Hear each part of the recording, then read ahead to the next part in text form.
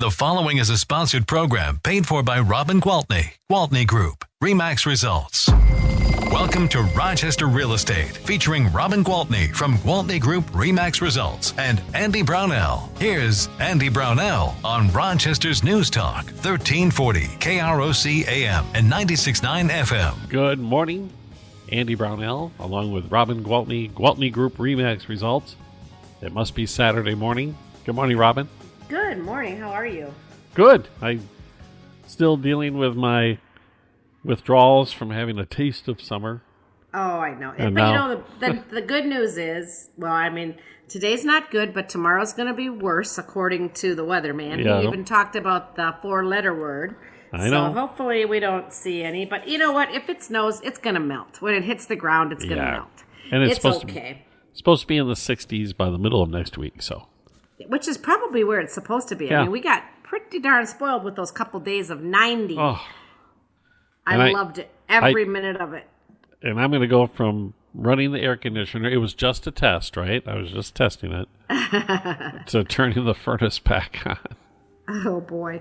Well, we literally shut ours off and haven't had the air conditioning on and probably won't turn the furnace back on. We'll just leave it off for now, right? Okay. It's fine. Thinking positive. We're Minnesotans. We got this. But it was so nice to finally have that blast of summer a little early. I took my dad up to the Twins game on Wednesday. That was the hot one. It was so awesome. Yeah, but we sat in the handicap, like there's a wheelchair row right behind home plate, and you're covered by shade. Oh, yeah. It was very nice seats, and he was, as a matter of fact, he went with a T-shirt, a windbreaker, and I had to buy him a sweatshirt because he was chilly. He has no fat on his body whatsoever. I was in a tank top and a skirt, and I'm like, okay, you really want a coat? Okay. But anyway, he loved it, and he had so much fun, and it was awesome. I'm so happy I did it. It was great. Yeah, if you're going to pick a day in April to see an outdoor baseball game, you picked the right day. Well, we picked it on Monday knowing what the weather was going to be like on Wednesday. It wasn't like a ahead of time thought, because there's no way he would have gone if the weather wasn't perfect. So with that weather, and now all of the snow is gone, and things still haven't greened up. They're getting close, though. Oh, my tulips are about to come open. I have some tons. I've seen some leaves get past the buds, so it should green up pretty fast here. It will. So, but what can we do? Because every time you turn around, I hear curbside appeal if somebody's trying to sell their house. Right. Yeah, you want your house to look good. And right now we're in that in-between stage, and it's pretty ugly. I mean, I've been at a few listing appointments this week where they still have their Christmas pots out and they've turned completely brown and dead. And I said, okay, so the first thing you're going to, we know. But it's like, okay, it just snuck up on us, right? So it's time to get all those pots emptied out. And guess what? You can even get some flowers in them because it is the season. Put a nice spring wreath on the door. Any sign of winter, or even now that the snow's melted, you'll see a lot of dead, dry leaves have blown up against the front porch. Clean them up. Get out the blower. Get rid of that stuff. Give it as fresh a look as you can, because that's what people are looking for is, fresh and inviting, not dried up and dead and leftover remnants from last fall or winter, or worse yet, Christmas. When you describe it that way, I can kind of understand, yeah. Well, a little color might help. Yes, and I've also been to a few listing appointments in the past couple of weeks where the front door, or the paint is faded, or the deck rails need to be finished. I mean, restained, sure. Right? And so I say, you guys, this is all tedious work. It's not fun to do, but you really do want to make your house look as inviting as possible to that next potential buyer. So those are the things that: get out the power washer, get all the leaves off the top of the gutters, just take the time to do your spring cleaning inside and out, get everything fresh. And I am kind of a hypocrite here, because I'm not going to lie. On Easter morning, I was in my house putting away reindeer and Christmas trees and getting out vases with tulips, because the time just snuck away, and I've been busy, and I'm like, oh my goodness, it looks like I'm having people for Christmas, not Easter. So, and I noticed at the RE/MAX office last week, we still had our dead Christmas pots. I'm like, okay, time for these to go. It's springtime. Guilty as charged. I'm still waiting for somebody to come up with the invention that, you flip a switch and then somehow things slide and be season change to the back, and then the new stuff comes up to the front, and the lights around the house are somehow converted. There you go. So I don't have to deal with it. Well, I was very fortunate because the lovely ladies who take care of my pots and flowers all summer long called me about 2 weeks ago and said, hey, we have time if you want us to come by and get rid of all your winter pots. Yes, please. So mine are empty. They're not spring yet, but they're empty now, so they're one step closer. Yep. Soil's just not quite warm enough. Right. To get things going, but I've seen tulips. Like you said, tulips, they're out there. A few places. Well, mine haven't opened, but they're tall. They're 6 or 8 inches tall and very leafy and green. So they're gonna pop. We're gonna have flowers soon. Should put everybody in a little better mood. The sun does that, doesn't it? It does. Oh yeah. I tell everybody I am definitely powered by solar. No doubt about it. It's the vitamin D. I'm a believer in it. I'm not going to go get a supplement for it, but a little bit of sunshine goes a long way. Sunshine. Exactly. So are things still hopping locally? You know what? It's been very busy. And, people are asking me, is it a buyer's market? Is it a seller's market? It is still a seller's market, and that's because we still have a shortage of homes, okay? And everything that I read says that each week mortgage applications are increasing, which means more buyers are coming back into the market or into the market for the first time. But so more and more buyers, but yet still a shortage of inventory definitely equates to a seller's market.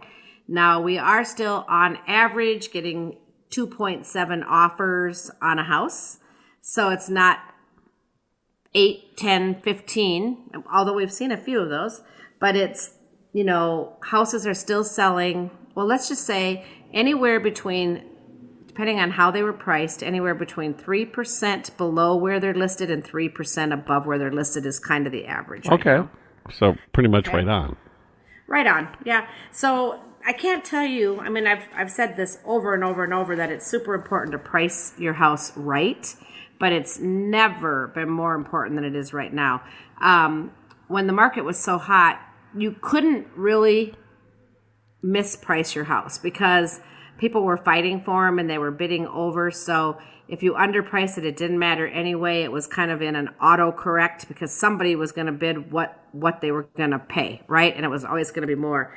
Now, there were agents that were kind of purposely listing them lower so that they would create this crazy bidding war.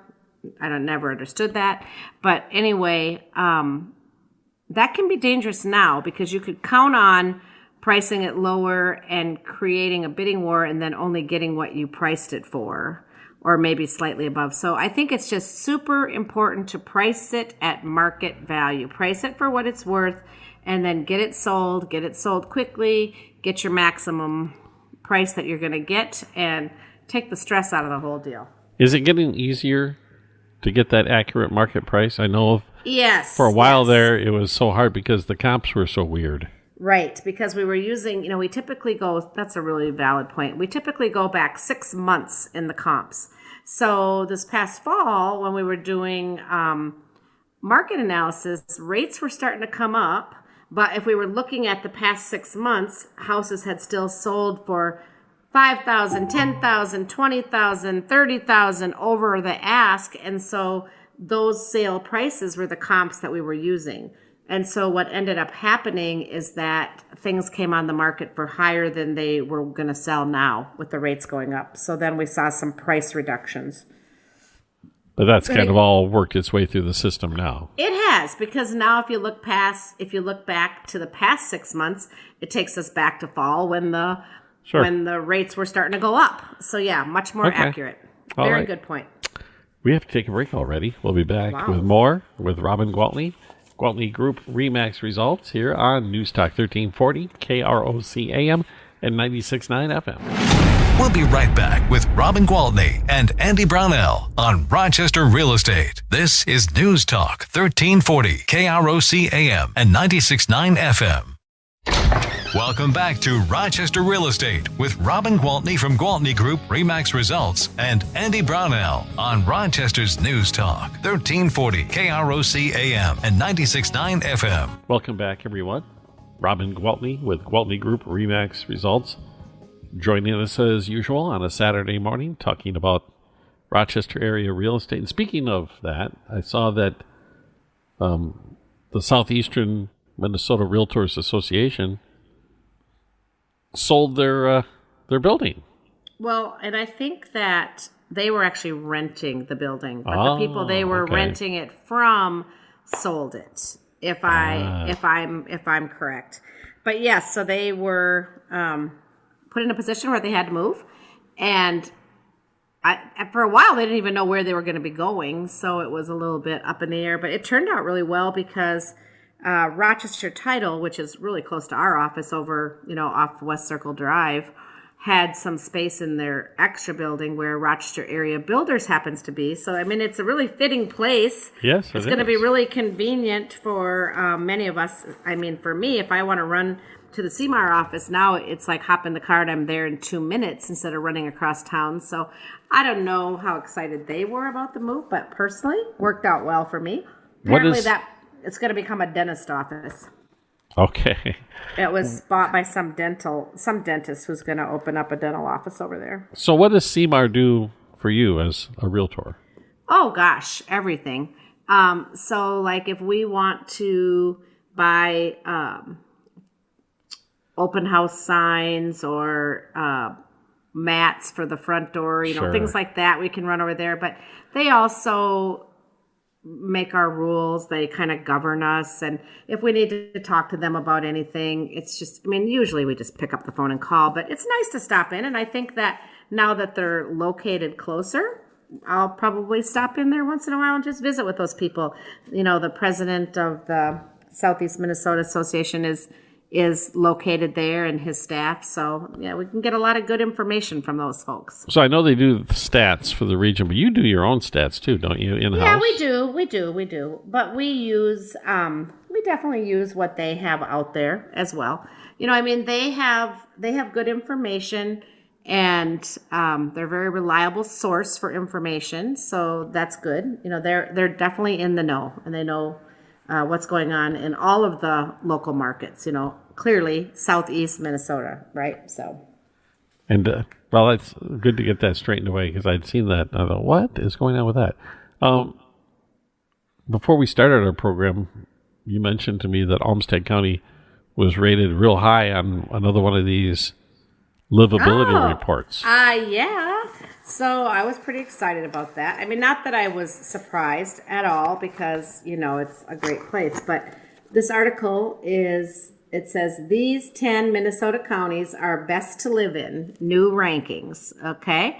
So the number one, it says neighborhood ranking site Niche released in 2023 a list of the best counties to live in across Minnesota.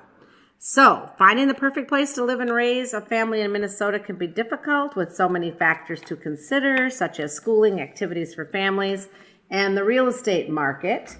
So, they released this, and they also take into consideration public schools, housing, crime, the county's diversity, available jobs, how easy it is to commute, all those things. And the number one, I was a little shocked, but there are some really nice neighborhoods in Hennepin County. But the number one was Hennepin County. What? Hennepin County. They got A+ for public school. They got an A- for their housing. They got an A+ for their nightlife. They got an A+ for good for families. They got an A- for diversity grade and a B+ for jobs. Oh, they must have just looked at Western Hennepin County. Yeah, maybe. Left the city of Minneapolis out of it. Maybe. But they have, for Olmsted County, ranked number 2. We have public schools grade is A-. Housing grade is A. Nightlife grade is A-. What? That's maybe a little bit. That might be a little generous. Good for families is an A plus. I would probably say that could be an A plus plus plus plus. Diversity grade is a B, and jobs is an A plus. So, that's the second best county in Minnesota to live in, Olmsted County. I'd give the report kudos, except for I'm really doubting that Hennepin County score. So yeah, but everything after that was all in the cities. So like 3 was Ramsey, 4 was Dakota, 5 was Washington, 6 was Carver, 7 was Scott, 8 was Nicollet, 9 was Cook, and 10 was Anoka. So, I think like the small counties like Wabasha County and the other small counties can't compete because I'm sure we score really poorly in nightlife. Definitely in nightlife, probably in diversity, housing. We have terrible shortage of housing. I mean, jobs, maybe not the best, jobs available. So okay, well, I can see. But anyway, Olmsted County ranked number 2 and a very close second behind number 1. And we laughed about the nightlife part for Olmsted County. And I always laughed when I was of that age, when I was younger, and whined that there was nothing to do in Rochester. And an older person told me, yeah, you'll be fine. You'll grow out of this phase. And so my kids were recently at that stage, and I got to say the same thing to them. Yeah, don't worry about it. You'll get older. And what's really funny? What's really funny is I grew up in Wabasha, of course. So when we wanted something to do, we went to Rochester. We went to Rochester where there was actually restaurants and movie theaters and an outdoor movie theater and skating rinks and all kinds of fun stuff because we literally had nothing. So you're telling me it's all perspective. It's all perspective. Absolutely it is. And you thought you Rochester snobs, here you are complaining how bad you have it. You guys have everything. We actually used to laugh because Rochester people would always come to Wabasha in the summertime. They would be coming down for camping and boating, and we're like, oh, geez, we want to go have fun in Rochester. They want to come have fun in Wabasha. The grass is always greener on the other side of the fence, isn't it? That would have been me. We were down on the river all the time when I was... That's great. All right. The river is tough to beat. There's no doubt about that. It gives it a certain ambiance, to say the least.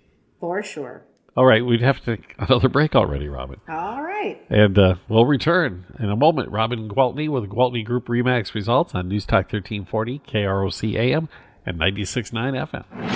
We'll be right back with Robin Gwaltney and Andy Brownell on Rochester Real Estate. This is News Talk 1340, KROC AM, and 96.9 FM. Welcome back to Rochester Real Estate with Robin Gwaltney from Gwaltney Group-RE Max Results and Andy Brownell on Rochester's News Talk 1340 KROC AM and 96.9 FM. Welcome back, everyone. Andy Brownell with Robin Gwaltney, Gwaltney Group-RE Max Results. And this is when I ask you about new listings, Robin. Yes. So I have a couple. I have one that literally just hit the market today. It had been coming soon for the past few days, so we got a few showings booked, which is nice. It is one of those townhomes over at Riverwood Lane. Those ones that are kind of tucked in there behind the Hy-Vee on 37th Street. Oh, sure, yeah. And then behind Elton Hills, right? Yep. And they're really nice. The disadvantage is they're kind of a tuck under garage and kind of a raised ranch. So you have to come up steps to get into them. So, they're built in the 80s, if I remember correctly. Actually, let me 90s. see. I'll test your memory here. 1988. There we go. Built in 1988. And I think they're great for young professionals, not as great for aging people because of the steps, and so my gal, she's lived there for quite a long time, but now she's going to a zero entry just so she doesn't worry about tripping and falling. So you have access to all those walking trails. They're right there, and she loves that, and she still does that. She does love that. It's a 3-bed, 2-bath. Now some of them have They're all a little different if you've ever been in any of them. This one is a really unique one because it actually has a laundry room instead of just having a laundry shoved in by the furnace. And so it has a nice laundry room, and then it has a workshop area because they just shortened the garage a little bit, which didn't affect anything as long as you have a normal car. If you have a big SUV, well, you ain't getting it in there. But if you have a normal car, you have a garage that will still fit your car, and then behind the garage, you go through the laundry room, and there's like a really nice storage room, workbench room. So it's unique compared to the other ones out there. But it is a total of 1,749 square feet, has a nice fireplace, and it is $249,900. Nice. Good price range. Yeah, so I don't expect that one to last a terribly long time. And it's a nice, very nice neighborhood. Right. And then I have another, a couple of other ones. One is been on the market for a little bit, but then it went off the market. She wasn't sure she was going to sell it, but now it's back on the market, so it's a nice, fresh listing, and it is 2710 Galena Place, Southwest. Just a beautiful house. It was built in 2018. It is just over 4,000 square feet. It's got 6 bedrooms, 4 baths, a 3-car garage, and it is, Galena is up in Mayo Woodlands. Oh, nice. Yep, very and nice it's area. kind of a contemporary, modern style. So for those people who don't like the same old cookie cutter 2-story, it really appeals to those people. And that one is listed for $949,900. So under $1 million. Oh, speaking of that, I just noticed that there are 11 homes in Rochester over $1 million and 2 over $2 million. So if there's one market we're getting a little saturated in, it might be that high end. It's funny you brought that up. I had a conversation this week with somebody, and we were reminiscing about the first $1 million new construction home in Rochester, and it was in the late 80s when I got built. Yeah. And how, you just mentioned that there's all these homes for sale right now that are in that $1 million plus range. And it's like a common thing. Yeah, well, part of it is the valuations have gone up, but right. There certainly is a lot more of the 4,000 to 5,000, 6,000 square foot homes too. So, do you actually remember which house it was? Oh yeah. Was it that one that's out on 63? No, it wasn't. That that was the. I can't think of their name either. Yeah, and they were a real estate family. The Savages. Savage, yeah.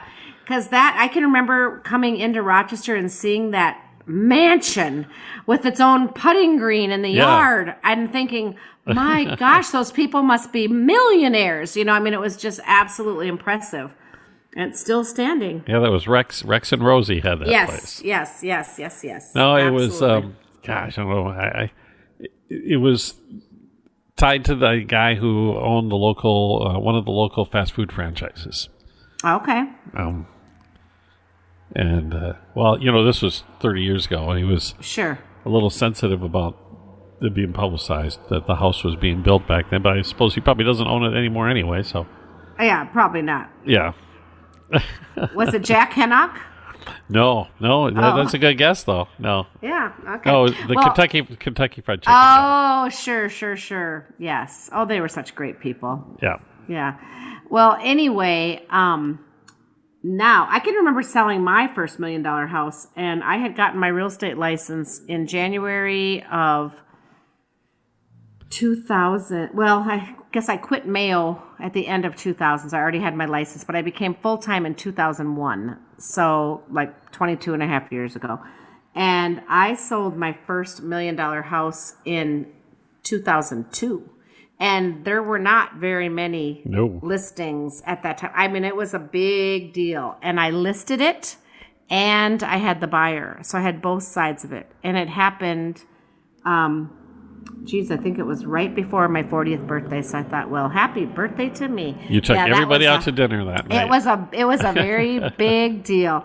And those clients have become very close friends of mine, and I have since sold them some more beautiful houses and a beautiful lake home up north. And just the very valuable friendship that I got out of the deal was so much more rewarding than the sales, I can tell you that. So, but all right, I do have one other listing here. I don't want to run out of time. This is another beauty. It is below that $1 million mark, but it's $940, and it is 2474 Fieldstone Road, Southwest. This one was built in 2017, 6 beds, 4 baths, 3-car garage. This one is just under 4,000 square feet, barely 3,963, but it has like this amazing backyard. So I don't want to forget anything, so I'm just going to read it right off my description. Okay. It says, absolutely stunning. This better than new home was very thoughtfully designed, and it is desirable Fieldstone neighborhood. Property boasts a beautifully designed pool and outdoor entertainment area with an outdoor kitchen complete with grill and pizza oven. So it's got this just gorgeous outside, okay? And then the large walk-in pantry and mudroom are both practical and convenient features that help keep the home organized and clutter-free. Yeah, you bet. So, as if the pantry can keep the house clutter-free. It's there for the stuff, right? Anyway, the spacious master suite with a walk-in closet, heated flooring, tiled walk-in shower. It's sure to offer relaxing retreats. I mean, it's just an absolutely gorgeous house. They didn't miss a thing. It's full of bells and whistles throughout. So just came on the market actually yesterday, and I think we've already had 3 showings. So fantastic. That's good. Yeah. All right. So if somebody wants to see one of these fantastic homes you just talked about, or they have a home they're thinking about selling, how do they get a hold of Robin Gwaltney? Please, I want more listings. Call me. My cell phone number is 507-259-4926. I am happy to take your call anytime. And if I don't answer it, it's only because I'm talking to somebody else. You leave a message and I will call you right back. All right, Robin. Thank you again. We'll talk to you next weekend. All right. Thank you so much. All right. Robin Gwaltney. Gwaltney Group-RE results. It's News Talk 1340 KROC AM and 96.9 FM.